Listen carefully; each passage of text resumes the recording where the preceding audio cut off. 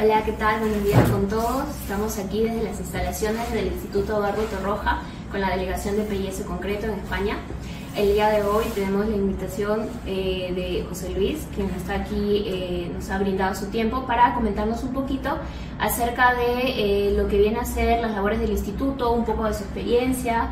Y bueno, pues agradecerte primero para empezar por el tiempo que nos estás brindando el día de hoy.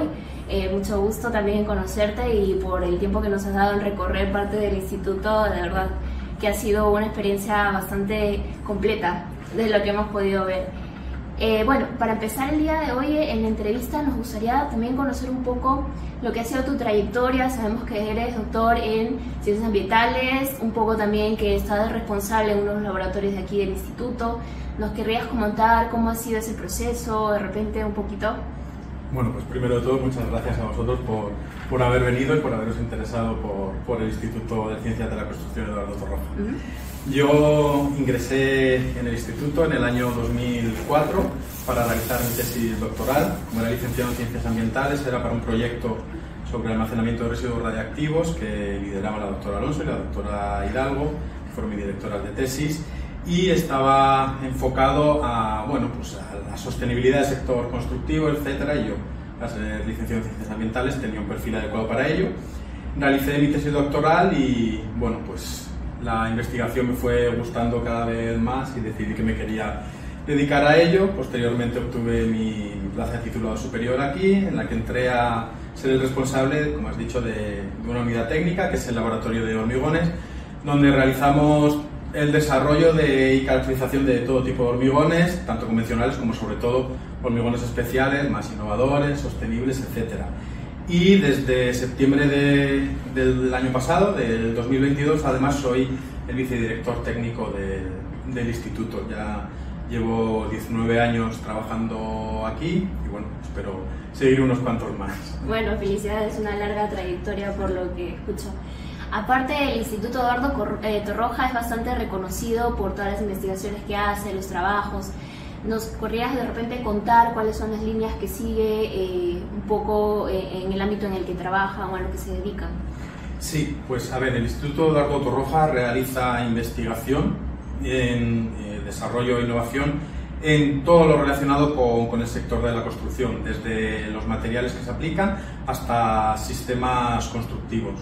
Tenemos dos departamentos dentro del instituto, uno es el departamento de construcción y otro el departamento de materiales. Y en ellos hay 9 grupos de investigación que cada uno de ellos está especializado en distintas partes del sector de la construcción. Las investigaciones que se realizan van desde la investigación más básica de sintetización de materiales y caracterización microestructural de los materiales de construcción, hasta el desarrollo de ya elementos un poquito más grandes para caracterizar físico-mecánicamente el material y también la durabilidad del mismo, y llegamos incluso pues a la caracterización y evaluación de elementos reales y prototipos también reales de distintos elementos constructivos. Es decir, abarcamos toda una gama del sector de la construcción, desde la parte microestructural hasta elementos a escala real. Luego, aparte de los grupos de investigación, tenemos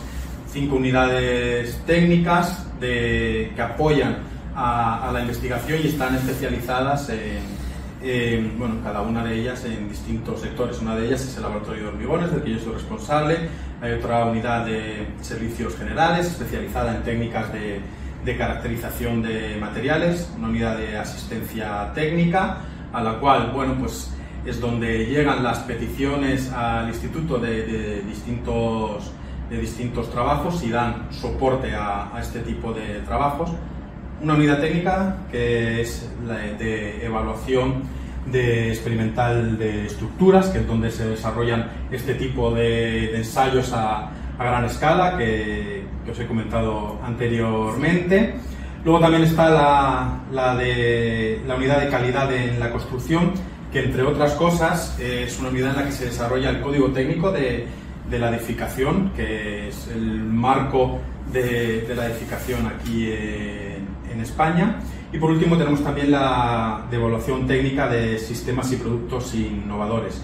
Es una unidad en la que básicamente lo que hace es que los productos que no tienen un marcado CE, no están normalizados, se les pueda dar salida al mercado a partir de evaluarlos y caracterizarlos mediante la obtención de documentos de idoneidad técnica, que se llaman incluso documentos de idoneidad técnica europea, a nivel europeo, que tras las caracterizaciones y evaluaciones que ellos desarrollan son productos que se puedan utilizar en el mercado sin estar normalizados, sin tener marcado CE, pero con la misma validez que cualquier otro tipo de producto. Y bueno, más o menos es un resumen de las investigaciones que se desarrollan en el instituto. Bueno, y como nos has comentado, hay una variedad bastante grande con los servicios que brinda la universidad, también con la línea de investigación. Me imagino que el proceso que ha sido para el instituto, el desarrollarse ha sido bastante amplio. De repente nos quieres comentar un poco sobre su historia, sobre su proyección, ¿no?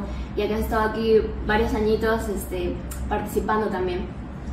Pues, a ver, el instituto se fundó hace ya más de 80 años por Eduardo Torroja y otras personalidades, y inicialmente se denominaba el Instituto Técnico de la Construcción y del Cemento, que posteriormente pasó a formar parte de un patronato estatal que se denominaba el Patronato Juan de la Cierva, y luego ya con posterioridad pasamos a formar parte del Consejo Superior de Investigaciones Científicas, en el que actualmente estamos, que es la agencia estatal dedicada a la investigación y que es, bueno, podemos decir, el pilar fundamental de la I+D+I en España. Durante todos estos años, pues claro, en el instituto ha habido distintos desarrollos y evolución, pero siempre ha sido un instituto en el que la multidisciplinaridad ha sido fundamental. De hecho, en el lema del instituto está esta palabra, y un instituto muy ligado a la industria,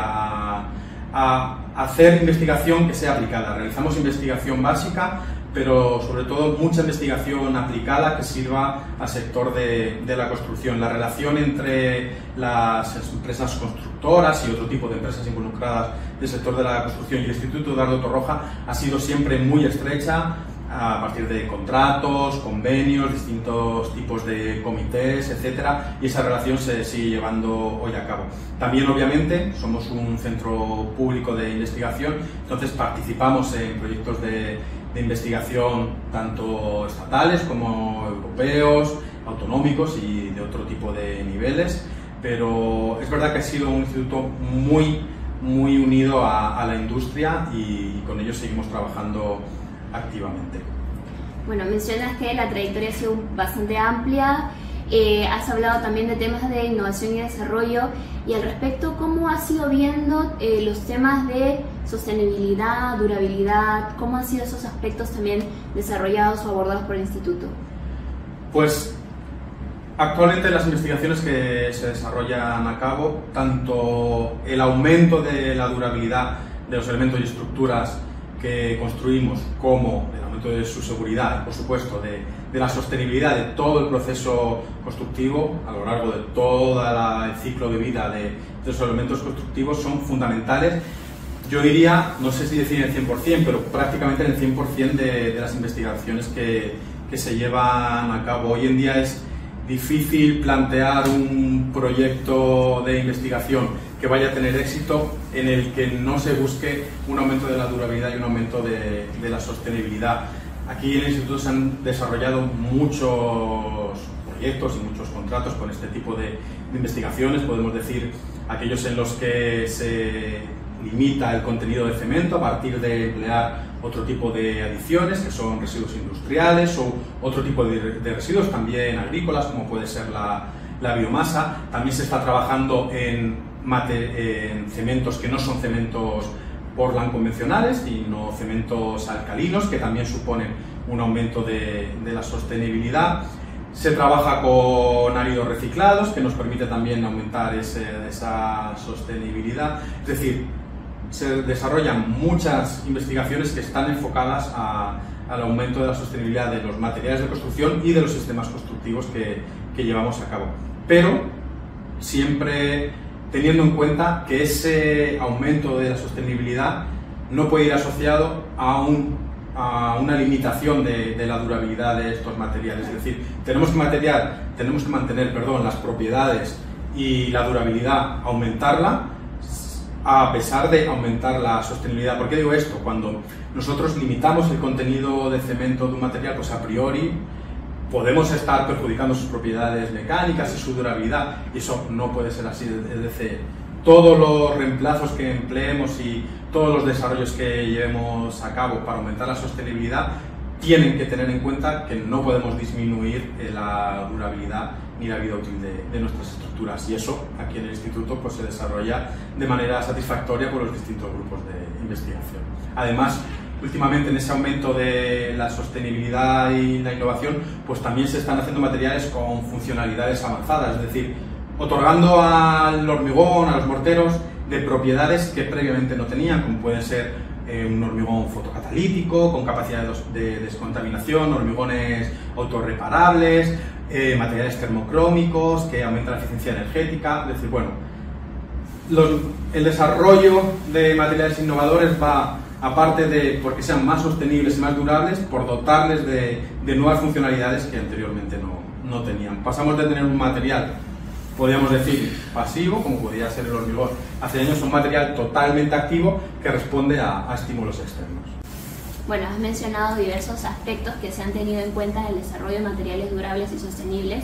También nos gustaría saber cuáles han sido los principales hitos que has considerado que se ha logrado como instituto, o de repente alguna experiencia que te gustaría comentarnos al respecto de algo que hayan encontrado y decir, bueno, esto ha sido algo distinto a lo que habíamos pensado, ¿no? Al respecto, seguro que hay muchas curiosidades que han ido viendo a lo largo de estos años también en el instituto. Sí, bueno, la verdad es que han sido tantas las investigaciones y yo además no las conozco todas, obviamente, pero no sé, en este instituto se han realizado grandes hitos en el desarrollo de materiales que se emplean a partir de residuos de la construcción, como he dicho antes, en el desarrollo de materiales activados alcalinamente. Es un instituto de referencia en temas de durabilidad. En cuanto a medidas de la corrosión del hormigón armado, también es un instituto de referencia. En el desarrollo de hormigones con distintas características también se han desarrollado hitos. Allí yo estaba más implicado, entonces bueno, puedo comentar alguno más, como puede ser el desarrollo de hormigones expansivos para el relleno de arcos metálicos, de puentes, que nosotros participamos junto con la empresa Ferrovial en un contrato para desarrollar un hormigón autocompactante y expansivo que rellenara el arco, el tubo de un arco metálico de un puente, de manera que al ser un hormigón expansivo ese puente entra en tensión y el puente se mantiene sin necesidad de conectadores, y esto es una solución constructiva más durable. Eso fue un hito, por ejemplo, a nivel europeo, porque era la primera obra, se desarrolló en el 2015, que se realizaba en Europa con esa tecnología de hormigón, que está en Canarias, en Tenerife. Y yo personalmente también he participado en el desarrollo de tapones de hormigón proyectado de bajo pH para el almacenamiento de residuos radiactivos, que fue otro hito, ese ya no a nivel europeo, sino a nivel internacional, porque no existía nada parecido. Yo obviamente conozco mejor las que yo he realizado, pero como digo, dentro del instituto se han desarrollado grandes hitos. El desarrollo del código técnico de la edificación es un hito, porque es un marco normativo para el país. Todas las cosas que se hacen en la unidad del DIT, del documento de idoneidad técnica, se está dando salida a materiales que de otra forma no podrían ser aplicados. En su momento, creo que es una curiosidad, las fibras metálicas, que actualmente se utilizan en el desarrollo de hormigones con fibra pues de manera más o menos habitual y están normalizadas, etcétera. Bueno, pues estas fibras metálicas tuvieron un documento de idoneidad técnica antes de tener una norma y un marcado CE. Es decir, en el instituto siempre las investigaciones pues van por delante de la normativa y se favorece el desarrollo y la utilización de distintos materiales y sistemas constructivos. Claro. Ahora que mencionas un poco sobre temas de códigos estructurales, también hay en España trabajando un poco con el Eurocódigo, hemos tenido la oportunidad de conocer un poco cómo ha sido la implementación de aspectos de durabilidad, que está bastante amplio. En Latinoamérica es algo que todavía venimos trabajando, no está tan detallado como se ha podido ver ahora en el Eurocódigo. Nos gustaría saber cómo has ido viendo también si eso es factible aplicarlo de repente, o has visto que todavía está costando un poco, cómo ha sido ese desarrollo, o de repente has tenido casos que has visto, todavía nos está costando porque muchas de las patologías que han venido al instituto a que nosotros examinemos prácticamente tienen un poco de relación con falta de cumplimiento del Eurocódigo. No sé, ¿qué nos podrías comentar al respecto? Bueno, mi opinión personal es que la cosa ha ido mejorando bastante. Creo que todavía no estamos al 100% de cumplimiento y que todo sea tan perfecto como nos gustaría, pero sí creo que el sector constructivo en España, ese aspecto le ha ido mejorando bastante y las construcciones que se desarrollan son cada vez más durables. Sí se tienen en cuenta los aspectos de durabilidad del Eurocódigo, sobre todo cuando estamos hablando de hormigones o elementos constructivos que tienen que ir ubicados en ciertos ambientes agresivos donde la normativa española nos obliga a caracterizar algún ensayo de durabilidad, como puede ser la penetración de agua bajo presión en el hormigón, para ciertos ensayos que, aparte de caracterizar el hormigón en estado fresco una vez que llega a obra, caracterizar su resistencia a compresión fabricando las probetas que siempre hay que fabricar en todo tipo de obra, pues nos obliga a fabricar otras probetas para realizar este ensayo de durabilidad. Mi impresión es que se va mejorando y pues cada vez en el mercado español es algo que se tiene más interiorizado y que se sabe que se debe hacer si queremos tener pues infraestructuras y edificaciones más durables. Y a nivel global, digamos, ¿consideras que se ha ido tomando más en cuenta o ha adquirido peso los temas de durabilidad? Sí, totalmente. Y bueno, de hecho, como he dicho anteriormente, el instituto es un instituto muy ligado a la industria constructiva en España, y por los proyectos en los que participamos con ellos y los contratos en los que llegan, cada vez hay más contratos relacionados con aspectos de durabilidad, ya sea para mejorar los productos que ellos desarrollan o pues, también porque hayan tenido algún tipo de patología y quieren saber a qué se ha debido para ir mejorando. Sí, yo creo que sí, que en el sector constructivo español la durabilidad cada vez va siendo más importante. No diría que hemos alcanzado el 100% y la perfección, porque tampoco sé si eso se puede llegar a alcanzar, pero bueno, sí que en los casi 20 años que al menos que yo llevo trabajando en este sector, creo que se ha avanzado y mejorado mucho. Y ya cambiando un poco de tema, también imagino que el instituto, uno de los principales puntos que llevan a cabo es la publicación de artículos, monografías, me habías adelantado hace un momento. Sabemos que participa mucho en la revista Materiales de Construcción. ¿Nos podrías comentar, de repente para el ámbito académico, cuáles son las consideraciones que tienen en cuenta al momento de selección de artículos, entre otros? Sí, como dices, yo soy el secretario del Consejo de Redacción de la revista Materiales de Construcción, que es una de las dos revistas que tenemos en el instituto que se dedica a la publicación de artículos científicos. Una es Materiales de Construcción y otra es Informes de la Construcción. Ambas revistas son revistas que se publican de manera trimestral, es decir, hay 4 números a lo largo del año, y en la página web del instituto pueden entrar a la página web directa de cada una de las revistas, y mediante el sistema OJS, que está en casi todas las revistas científicas o cada vez está más implantado, se pueden enviar los artículos. Los artículos que recibimos pues tienen que estar relacionados, en el caso de materiales de construcción, pues, con todo lo que tenga que ver con materiales de construcción, pero no solo de base cemento, sino todo tipo de materiales cerámicos, que también en el instituto de hecho hay un grupo especializado en materiales cerámicos, madera, durabilidad de estos materiales, todo tipo de materiales de construcción. En el caso de la revista Informe de la Construcción va más enfocado a sistemas constructivos y soluciones constructivas. En materiales de construcción los artículos tienen que ser en inglés, con un pequeño resumen en castellano, pero la publicación es obligatoria en inglés, y en Informe de la Construcción admiten ambos idiomas. Y luego el proceso de revisión es como en cualquier otra revista científica que esté indexada. Es un proceso de revisión por pares y bueno, pues en función de lo que digan los revisores, pues el editor toma la solución que crea conveniente. Claro. Y aparte de estas dos revistas, como te había adelantado antes, tenemos una serie que se llama de monografías, que son libros que se publican, se suelen publicar entre 2, 3, 4 cada año, en el que cada libro es dedicado a un tema en concreto del sector de la construcción. Y para eso, cada cierto tiempo se abre la convocatoria en la que los investigadores pueden mandar la publicación que quieran llevar a cabo, sus sugerencias. Así como en materiales de construcción, informes de la construcción, está todo el tiempo abierto para el envío de artículos. En monografías, cada cierto tiempo se abre una convocatoria y se reciben las propuestas. Me imagino que llegarán propuestas de diversas partes del mundo también en cuanto a la publicación de artículos o monografías. Sí, yo puedo hablar más de materiales de construcción, que lo conozco bastante más por estar en el Consejo de Redacción, y llegan propuestas de todas las partes del mundo, pero es verdad que tanto obviamente de España llegan muchas propuestas, pero de Latinoamérica llegan muchas propuestas. Son revistas muy conocidas en Latinoamérica y sí que llegan muchas propuestas. Y cada vez llegan más propuestas del gigante asiático, de China. En China están investigando muchísimo y cada vez envían más artículos. Pero bueno, se reciben de todas partes del mundo, la verdad.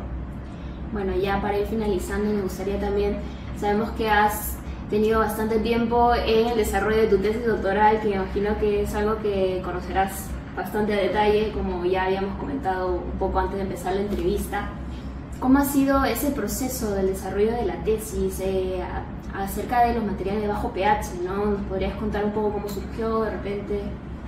Bueno, yo cuando entré en el instituto, entré en un proyecto europeo que lideraban dos investigadoras del instituto, la doctora Alonso y la doctora Hidalgo, y fueron mis directoras de tesis, y lo que había que hacer era desarrollar materiales de bajo pH, materiales base cemento, para ser empleados en almacenamiento geológico profundo de residuos radiactivos.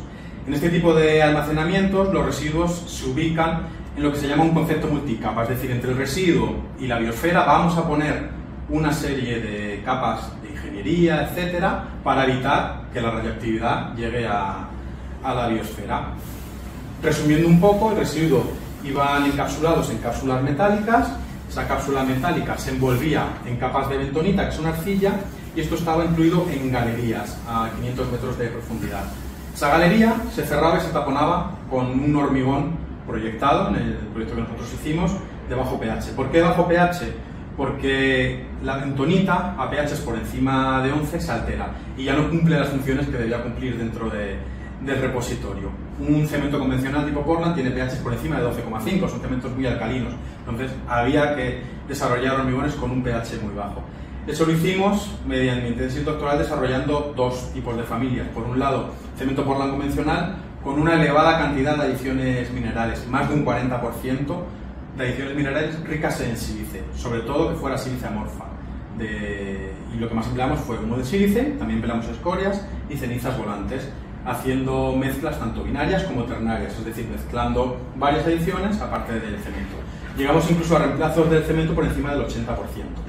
Y otra familia que analizamos, que fuimos el único grupo de investigación que lo hizo, fue de cemento de aluminato de calcio, que per se ya tiene un pH inferior al que tiene el cemento Portland, y también empleando adiciones minerales, pero en este caso para evitar el problema de la aluminosis que se conoce del cemento de aluminato de calcio. Con esas dos familias pues hicimos el desarrollo de hormigones de bajo pH y además logramos, como he comentado antes, realizar un hito internacional que fue la realización de estos tapones de bajo pH a escala real en un repositorio a 500 metros de profundidad, bueno, uno a 200, otro a 500, pero a nivel internacional fueron los primeros tapones de hormigón de bajo pH que se llevaron a cabo. Uno de ellos lo realizamos en Suecia y el otro en Suiza.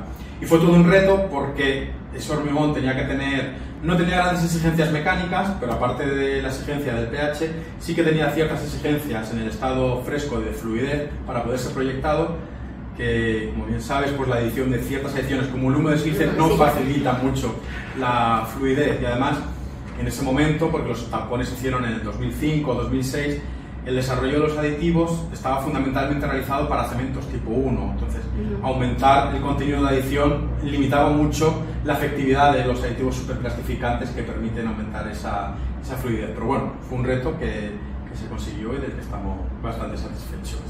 Ahora, el hecho de desarrollar hormigones que tengan bajo pH era algo nuevo también, porque lo que normalmente se busca, lo que se trabaja es que el pH sea elevado justamente por la alcalinidad que protege a la armadura, ¿no?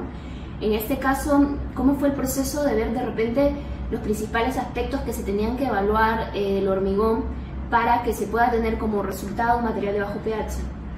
Era sobre todo aspectos microestructurales. Se conocía, por ejemplo, pongo el ejemplo de la familia de los basados en cemento Portland con adiciones, que el añadir adiciones minerales ricas en sílice reaccionaba con la portlandita, que es uno de los hidratos del cemento, que al final no deja de ser la fuente alcalina principal del cemento, la que mantiene ese pH por encima de 12,5. Entonces, se sabía por estudios anteriores que la única manera de obtener cementos de bajo pH basados en Portland era eliminar por completo nuestro contenido en portlandita. Entonces, teníamos que favorecer mediante reacciones puzolánicas de las adiciones minerales ese tipo de reacción, eliminar la portlandita, formando geles CSH, que además son geles que no son exactamente iguales a los geles CSH que se forman en un cemento Portland convencional. Son geles CSH con una relación de óxido de calcio, óxido de sílice más baja, son cadenas más polimerizadas, que bueno, eso vimos luego que tiene ciertas implicaciones durables que pueden ser bastante interesantes, ya no solo pensando en materiales de bajo pH, sino buscando otras propiedades durables al material. Pero inicialmente era sobre todo, a partir de un estudio microestructural, saber lo que hay que hacer y hacia dónde nos tenemos que enfocar. Y luego, una vez que lo teníamos desarrollado, ver qué hacer para conseguir llevar ese elemento a la práctica, a la puesta en obra, que fue también otro reto, incluso quizá más complicado. Como dices también, el tema de las adiciones minerales contribuye a que con la reacción puzolánica de repente ahí se pueda reducir el contenido de portlandita. Aparte de las adiciones minerales, ¿tuvieron alguna otra consideración de repente para obtener un hormigón con menor pH, o solo las adiciones minerales fueron los principales aspectos que se tuvieron en cuenta? La principal fue las adiciones minerales, pero sí que hubo otro aspecto a tener en cuenta, que antes no había caído, pero ahora lo recuerdo, que era el empleo de hacer un hormigón proyectado. Aparte de aditivos superplastificantes, teníamos que emplear aditivos acelerantes, en el que el fraguado fuera instantáneo en cuanto el hormigón toca con la pared. Esos aditivos acelerantes eran fundamentalmente alcalinos, tenían un pH muy alcalino. Entonces, en contacto con las empresas del sector, se tuvieron que desarrollar, porque ya lo estaban haciendo, no para este proyecto, aditivos acelerantes que fueran más ácidos, con un pH más ácido, porque veíamos que con el contenido que empleábamos, a pesar de no ser un contenido muy elevado, sí que nos podía aumentar el pH por encima de nuestro requisito. Entonces, el pH de los aditivos fue fundamental. En todo este proceso de desarrollo de estos hormigones participó activamente, que a mí fue quien me enseñó mucho de lo que sé sobre hormigones, el profesor Fernández Luco, que trabaja en la Universidad de Buenos Aires, y estuvimos muy implicados durante este proceso. Entonces, bueno, fueron distintos aspectos a considerar, adiciones y aditivos, que no nos aumentaran el pH. Claro, y el emplear a veces diversos aditivos como los superplastificantes por temas de trabajabilidad, ya que el humo de sílice en los porcentajes más indicados, imagino que le bajó bastante al hormigón, o el hecho del uso de acelerantes. De repente se analizó un poco si había algún inconveniente de incompatibilidad entre aditivos, o durante las pruebas que se hicieron no se presentaron inconvenientes al respecto. Sí. En las pruebas de laboratorio que hicimos probamos 4 o 5 aditivos superplastificantes y otros 4 o 5 aditivos acelerantes. Y entre aditivos superplastificante y acelerante, pues había veces que había incompatibilidad, que no se producía primero si teníamos un hormigón suficientemente fluido, luego no fraguaba en el tiempo que necesitábamos, o viceversa, sí fraguaba en el tiempo que necesitábamos, pero inicialmente no era suficientemente fluido. Sí, había ese tipo de incompatibilidades, y no solo entre aditivos, sino también con el cemento, sobre todo por la elevadísima cantidad de adiciones minerales que empleábamos. Fue bueno, pues un estudio concienzudo de laboratorio para luego poder llevarlo a cabo, pero sí hubo, no fue fácil. Bueno, felicidades porque se nota que ha sido todo un proceso realmente bastante largo para llegar a los resultados que has podido obtener en lo largo de tu tesis doctoral. Bueno, agradecerte por tu tiempo, agradecerte también por el recorrido que nos has brindado a las instalaciones. Realmente ha sido una buena experiencia para nosotros poder aprender un poco más sobre el instituto y sobre lo que ofrece y de verdad en la difusión de conocimiento que han podido ustedes aportar. Porque nos has comentado que tiene un canal de YouTube donde normalmente publican pues, los seminarios que vienen organizando y así las personas de todas partes del mundo pueden verlo, ¿no? Entonces, por nuestra parte también desde PIS Concreto trabajamos un poco en la difusión del conocimiento y tenemos seguidores de diversas partes del mundo, especialmente de Latinoamérica. Entonces, para terminar, no sé si te gustaría enviar de repente algún saludo a las personas que nos van a ver ahora, que se publique la entrevista y han tenido pues esa consideración de escucharnos ahora. Sí, claro, cómo no. Nada, pues un saludo a todos los oyentes, especialmente desde Latinoamérica. Espero que les haya interesado lo que hacemos en el instituto y bueno, como vicedirector técnico de este centro y en nombre del director Ángel Castillo, pues yo les invito a que entren en nuestra página web, que es www.ietcc.csic.es. En ella pueden ver toda la información del instituto, todos los desarrollos que llevamos a cabo y además dentro del canal de YouTube del instituto, como ya han comentado, pueden ver todos los seminarios y distintas jornadas que se desarrollan en el instituto, que bueno, son bastante interesantes porque no deja de ser la innovación dentro del sector de la construcción y también son bienvenidos si quieren realizar alguna estancia de investigación aquí en el instituto. Estamos abiertos para recibirles. Bueno, muchas gracias y muchas gracias también a todos los que nos han escuchado. Será ya también hasta una próxima ocasión. Los invitamos a seguirnos para diversas novedades.